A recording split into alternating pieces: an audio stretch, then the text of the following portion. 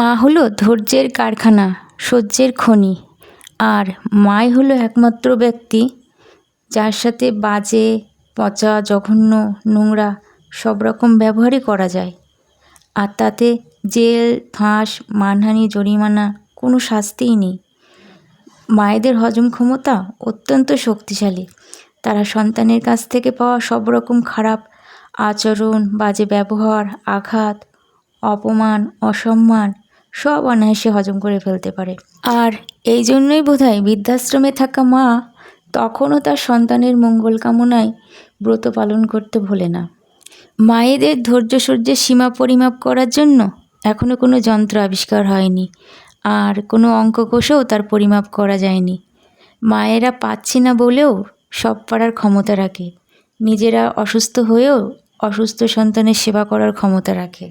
রক্তের সম্পর্ক বলো আর হৃদয়ের সম্পর্কই বলো, কিংবা পৃথিবীর নামি দামি সম্পর্কের কথাই বলো না কেন, মা হলো এমন এক সম্পর্ক যার কোনো ব্যাখ্যা মূল্যায়ন আজও নির্ধারণ হয়নি। আমরা সন্তানেরা হাজারবার ভুল করলে মায়েরা হাজারবারই ক্ষমা করে দেয়, কিন্তু ভুলবশত মায়েরা যদি 2-1বার ভুল করে বসে, ক্ষমা তো দূরের কথা, সন্তানরা সেটাকে বেশ বড়সড় আকারে ফ্রেমে বাঁধিয়ে রাখি। আর এখানেই মা আর সন্তানের পার্থক্য। মা হলো এমন এক জায়গা যেখানে অত হিসাব নিকাশ করে কথা বলতে লাগে না। কারণে অকারণে মাকে গরম দেওয়া যায়, 2 কথার জায়গায় 5 কথা শোনানো যায়। মার মতো বেহায়া এ পৃথিবীতে আর দুটো নেই। আমার সাথে কথা বলবে না বললে মা পাকে পাকে কথা বলতে আসে। রাগ করে না খেয়ে থাকলে মা বারে বারে ডাকে, এতবার ডাকে যে নিজে অধৈর্য হয়ে যায়, কিন্তু মা ধৈর্য হারায় না, কারণ মা হলো ধৈর্যের কারখানা। মায়ের সাথে প্রকাশ করা কষ্টের ভার একটু হলেও কমে। মা তো মাই হয়, মায়ের মতো অত গভীর আপন আর কেউ নেই। তাই মা সন্তানের বন্ধন অটুট থাকুক জীবনভর।